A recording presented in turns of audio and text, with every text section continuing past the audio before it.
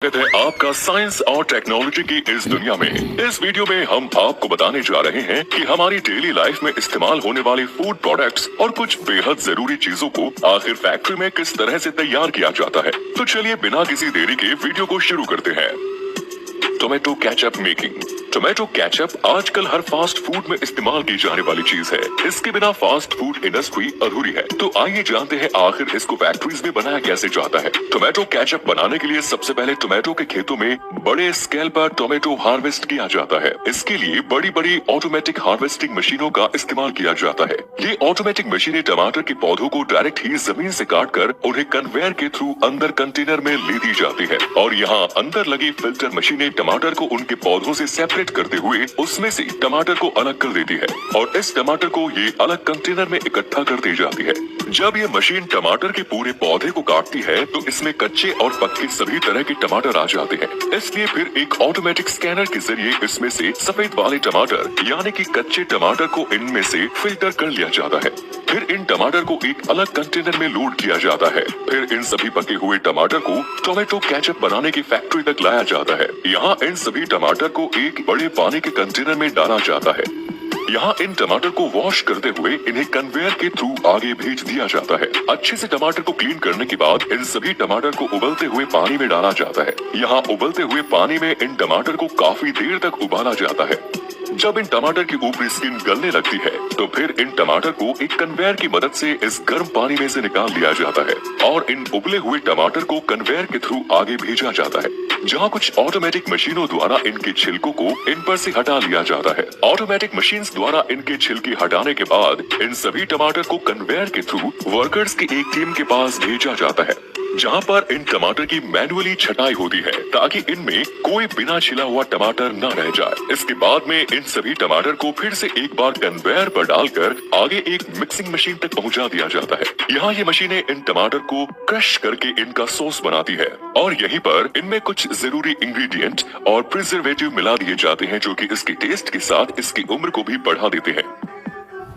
Next is sugar making process. Sugar making process. Sugar बनाने के लिए सबसे पहले खेतों में से गन्ने को काटा जाता है और फिर इन्हें ट्रकों में लोड करके शुगर मिल तक लाया जाता है। फिर इन गन्नों को एक कटिंग मशीन के नीचे रखा जाता है, जहां इन गन्नों को छोटे छोटे टुकड़ों में काट दिया जाता है। फिर इन टुकड़ों को पानी के कंटेनर में डालकर धोया जाता है। अच्छी तरह से धोने के बाद इन गन्ने को एक क्रशिंग मशीन से गुजारा जाता है। यहाँ ये मशीन इन गन्नों को क्रश करते हुए छोटे छोटे टुकड़ों में बदल देती है। इसके बाद आप देख सकते हैं कि यह गन्ना बिल्कुल पतले पतले रेशो में कन्वर्ट हो जाता है। फिर इस गन्ने को कन्वेयर के थ्रू जूस निकालने वाली मशीन तक ले जाया जाता है। यहाँ इन गन्नों को मल्टीपल रोलर्स के बीच से गुजारा जाता है, जहाँ अच्छे से इनका पूरा जूस निकाल लिया जाता है। अब इस गन्ने के जूस को अलग कंटेनर में इकट्ठा कर लिया जाता है। फिर इस गन्ने के जूस में सल्फर डाइऑक्साइड मिलाया जाता है। इसी केमिकल की वजह से चीनी के दाने क्रिस्टल की फॉर्म में आते हैं। इसके बाद में इसमें लाइम पाउडर मिलाया जाता है। लाइम पाउडर मिलाने के बाद इस जूस को कुछ घंटों तक यूं ही छोड़ दिया जाता है। ये लाइम पाउडर गन्ने के जूस में मौजूद इम्प्योरिटीज को कंटेनर की निचली सतह पर बैठा देता है। फिर ऊपर बचे इस शुद्ध जूस को आगे इवेपोरेटर में भेजा जाता है, जहां इसे काफी हाई टेम्परेचर पर गर्म किया जाता है, जिससे इसका पानी वेपोराइज हो जाता है और इसमें सिर्फ शुगर का प्योर सिरप बचता है। धीरे धीरे ये सिरप गाढ़ा होते जाता है और इसमें चीनी के क्रिस्टल्स बनने लगते हैं। फिर इस सिरप को स्टीम से गर्म किया जाता है, जिससे इसका बचा कुचा मॉइस्चर हट जाता है और ये चीनी के क्रिस्टल इसके कंटेनर के दीवार के ऊपर चिपक जाते हैं।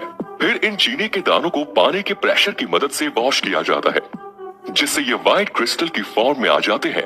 फिर ये चीनी बनकर पूरी तरह से तैयार हो जाती है।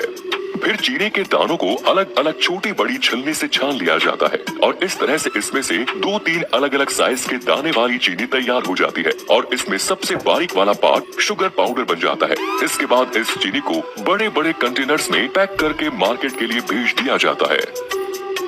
Next is jaggery making. Jaggery यानी कि गुड़ बनाने की प्रोसेस भी लगभग शुगर बनाने की प्रोसेस के जैसे ही होती है। इसमें भी गन्नों को खेतों से काटकर उन्हें ट्रक में लोड करके फैक्ट्रीज तक लाया जाता है। यहाँ इन गन्नों को डायरेक्टली ही जूसिंग मशीन में डाल दिया जाता है, जहाँ इन गन्ने का जूस निकाल लिया जाता है। इसके बाद इससे निकले जूस को एक छलनी से छानते हुए एक अलग कंटेनर में जमा कर लिया जाता है और जूस निकालने के बाद गन्ने के छिलके को अलग जगह पर धूप में सुखा दिया जाता है और फिर इस गन्ने के जूस को एक बड़े कंटेनर में में ले लिया जाता है, जहां इसे आग के ऊपर पकाया जाता है।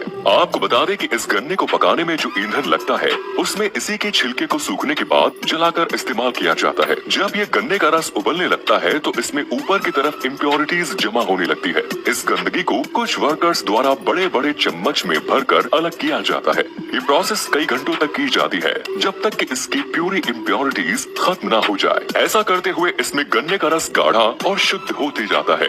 फिर इसे बचे हुए शुद्ध गन्ने के रस में थोड़ा सा बेकिंग सोडा मिलाया जाता है।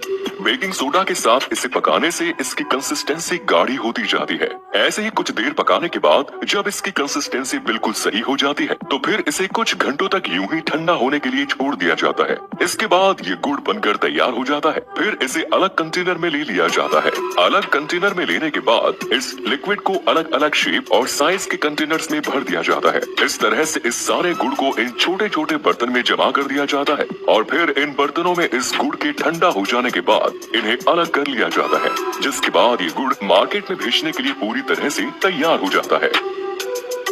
Next is Honey extraction process. शहद बनाने के लिए सबसे पहले सही जगह का चुनाव किया जाता है। ये जगह फूलों या फसलों के बड़े बड़े खेतों के आसपास होती है। यहाँ सबसे पहले शहद के कई सारे बॉक्सेस को रख दिया जाता है। इन बॉक्स के अंदर कई सारे मधुमक्खी के आर्टिफिशियल छत्ते होते हैं। फिर इन खाली छत्तों में पालतू मधुमक्खियों को छोड़ दिया जाता है। ये मधुमक्खियाँ आसपास के फूलों से रस को लेकर इनमें इकट्ठा कर दी जाती है। कुछ दिनों बाद मधुमक्खियों के इन बॉक्सेस को खोलकर चेक किया जाता है। जब इनमें शहद अच्छी मात्रा में भर जाता है तो फिर इन छत्तों को इन बॉक्सेस से एक एक करके निकाला जाता है और इस पर से मधुमक्खियों को हटाया जाता है। इसके बाद इन छत्तों को डायरेक्टली ही शहद निकालने वाली जगह पर ले जाया जाता है। यहाँ सबसे पहले मधुमक्खी के छत्ते को एक मशीन के ऊपर रखा जाता है और यहाँ इनके छत्तों के ऊपर वाले ढक्कन को हटा दिया जाता है ताकि शहद को इनमें से निकालना आसान हो जाए। आप देख सकते हैं किस तरह से इनके ऊपर की ओपनिंग को हटाया जा रहा है। इसके बाद सभी छत्तों को एक एक्सट्रैक्टिंग मशीन में डाला जाता है। ये एक रोटेटिंग मशीन होती है जिसके अंदर इन छत्तों को डालकर गोल गोल घुमाया जाता है। इस तरह से इन छत्तों को घुमाने से इनमें मौजूद शहद इसमें से निकलने लगता है। शहद निकालने के बाद जब ये छत्ते खाली हो जाते हैं तो इन्हें हटाकर उनकी जगह वापस से एक आर्टिफिशियल छत्ता लगा दिया जाता है और फिर इन्हें वापस से मधुमक्खियों के बॉक्स में डाल दिया जाता है। इस तरह से मधुमक्खी पालन से काफी जल्दी और ज्यादा क्वांटिटी में शहद को प्राप्त कर लिया जाता है और फिर इकट्ठा हुए इस शहद को ऑटोमेटिक मशीन के जरिए अलग अलग साइज के कांच के जार में भरकर मार्केट में भेज दिया जाता है। तो आप सभी को इन फूड प्रोसेसिंग मशीनों के द्वारा इन प्रोडक्ट को बनता देखकर कैसा लगा, अपने विचार कमेंट बॉक्स में जरूर दीजिए। अगर आपको ये वीडियो पसंद आया तो प्लीज लाइक और शेयर करना ना भूलें। ऐसे ही इंटरेस्टिंग नॉलेज से भरे और वीडियोस के लिए हमारे चैनल को सब्सक्राइब जरूर करें।